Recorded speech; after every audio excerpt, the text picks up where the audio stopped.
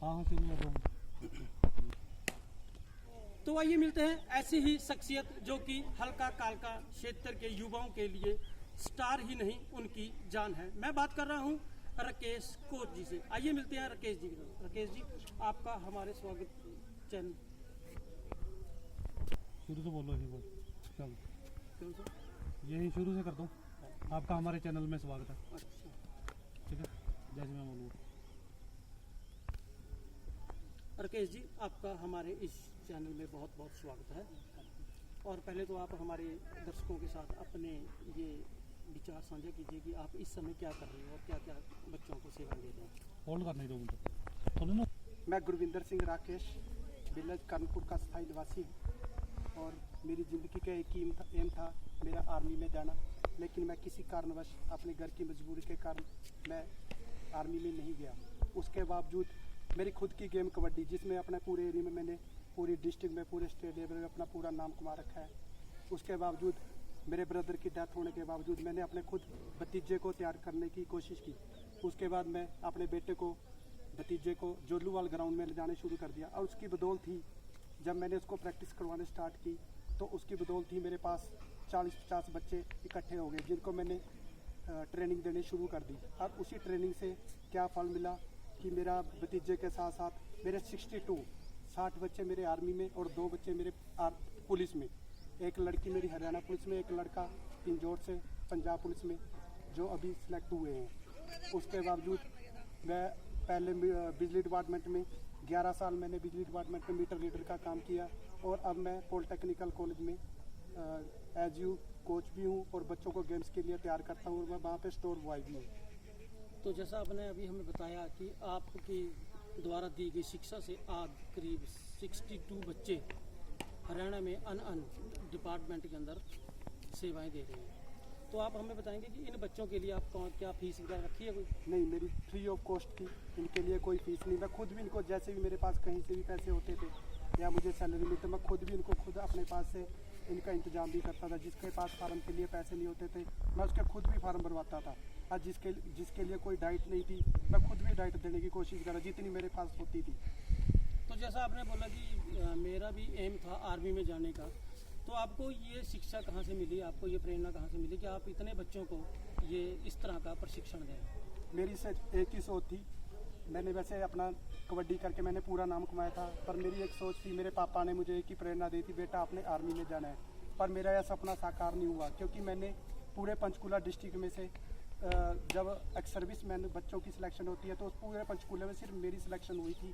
तब मैं भिवानी, जब कारगिल का युद्ध चल रहा था तब मैं वहाँ पे ट्रेनिंग कर रहा था। लेकिन मैंने जो मेरे वहाँ पे सर भी थे उनके साथ भी प्रॉमिस किया था कि मैं जाऊँगा तो आर्मी में जाऊँगा। लेकिन क्या था, मैं भर्ती में चला गया। हमेशा मैं जब भी भर्ती के लिए जाता था तो वहाँ पे मैंने एक्सीलेंट, मतलब कि ग्राउंड में फिजिकल में मेरे 100 के 100 नंबर फिजिकल में होते थे। लेकिन उसके बावजूद मेरे पास उस वक्त भी रिश्वत मांगते थे। मेरे पास 25,000 रुपये ना होने के कारण मैं आर्मी में सिलेक्ट नहीं हुआ। मेरी जगह कोई और लड़के भर्ती हो गए और उस वक्त भी मैंने फर्स्ट ग्राउंड और फर्स्ट पोजीशन थी और मेरे 100 के 100 नंबर थे पूरे 100 के अंदर। लेकिन 25,000 रुपये मेरे से रिश्वत मांगी थी उस वक्त भी, लेकिन मेरे पास नहीं थे।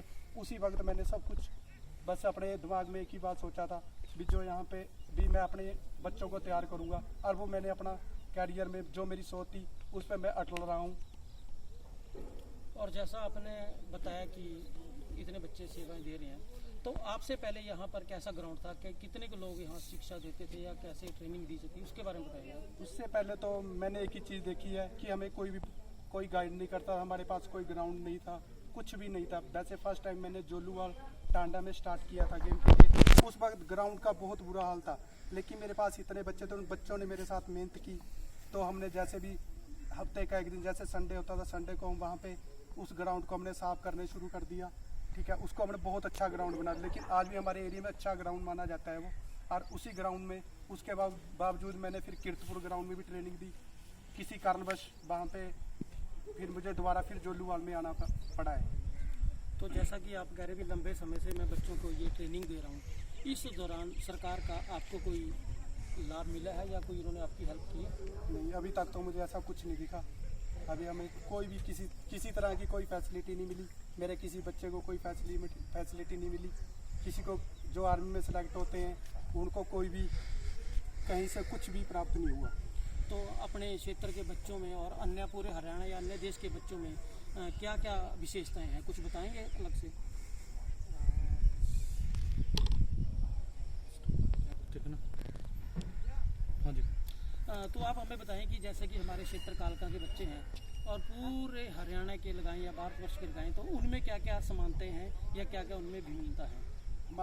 मेरा तो एक ही सुझाव है कि जो हमारा एरिया है कालका हल्का है, इसमें हमारे बच्चे एक से एक अच्छे से अच्छा बच्चा है, लेकिन किस कारणवश क्या, जैसे हमारे बच्चे आगे भी खेलने के लिए जाते हैं तो वहाँ पे भी हमारे साथ चीटिंग होती है और हर बार यही होता है। इसके मेरे पास काफ़ी उदाहरण है, मेरी खुद की बेटी भी है, उसका ही मेरे पास उदाहरण है। इसके अलावा हमारे साथ कभी भी कोई अच्छा व्यवहार नहीं हुआ, ठीक है। हमारे बच्चों के साथ हमेशा कुछ बच्चे तो मेरे पास बहुत अच्छे लेवल के बच्चे हुए, लेकिन वो एक तो हमारे ग्राउंड की बड़ी प्रॉब्लम थी, हमारे पूरे एरिया में ग्राउंड कहीं भी नहीं था। इसके कारण वो हमारे बच्चे कुछ आगे तो सारे लास्ट में गेम भी छोड़ गए और कुछ के पैरों में फ्रैक्चर भी हो गया था। वो फ्रैक्चर होने का कारण ये कि हमारे पास कोई अच्छा ग्राउंड नहीं था। तो जैसा पिछली बार देखा, विधायक जी रहे हमारे बीजेपी के, तो उन्होंने स्टेट में सरकार थी उनकी ऊपर भी थी, तो उन्होंने आपको कुछ बच्चों के लिए कुछ किया? बच्चों के लिए तो ऐसा कुछ नहीं किया। बच्चों के लिए हमारी जिंदगी एक ही सोच थी, हमारा कहीं ना कहीं ग्राउंड तैयार किया। उसके बावजूद हमने जब फर्स्ट टाइम हमारे हरियाणा सरकार से बीजेपी के हमारे मनोहर लाल खट्टर जी फर्स्ट टाइम जब कालका हल्का में हुआ था, तो उस वक्त मेरे पास टाइम तो 350-400 बच्चों की थी। फिर हमने कालका ग्राउंड को मंजूर करवाया था, लेकिन अभी भी आपने देखा 6-7 साल से वो ऐसा ही पड़ा। अभी उसकी भी आपको पता ही हाल बहुत बुरा है अभी भी। लेकिन हमारी इस एरिया में सिर्फ स्पोर्ट्स का तो नामो निशान खत्म हो गया है। किसी ने कोई भी इसके लिए कोई भी कदम आते हैं, बड़े बड़े लीडर आते हैं, और यानी सभी लीडर आते हैं यहाँ पे, सभी लीडर आते हैं, वादा करते हैं ये करेंगे, लेकिन अभी तक कुछ नहीं हुआ हमारे यहाँ पे। ग्राउंड के मामले में तो कुछ भी नहीं हुआ यहाँ पे। तो आपके बच्चे कहाँ कहाँ तक परफॉर्म दे चुके हैं, उसके बारे में? मेरे बच्चे अभी स्टेट लेवल में, अभी नेशनल में, अभी 2 बच्चे हमारे नेशनल लगा कर आए अभी। और स्टेट में तो हर बार हमारे बच्चों का पक्का है। कौन सी गेम में? कुश्ती में, कबड्डी में और एथलेटिक में। अभी मेरा बच्चा अभी अंडर 40 में गया, अंडर 40 में भी अभी वो गेम्स में जीत के आया अभी। ठीक है जी। तो दोस्तों, ये थे हमारे साथ कालका हल्का के लिए कई गरीब बच्चों को अच्छी शिक्षा व अच्छा ट्रैक पर लगाने का काम कर रहे हैं राकेश जी। तो इसी अंक के साथ आज का यही समाप्त करते हैं। नमस्कार।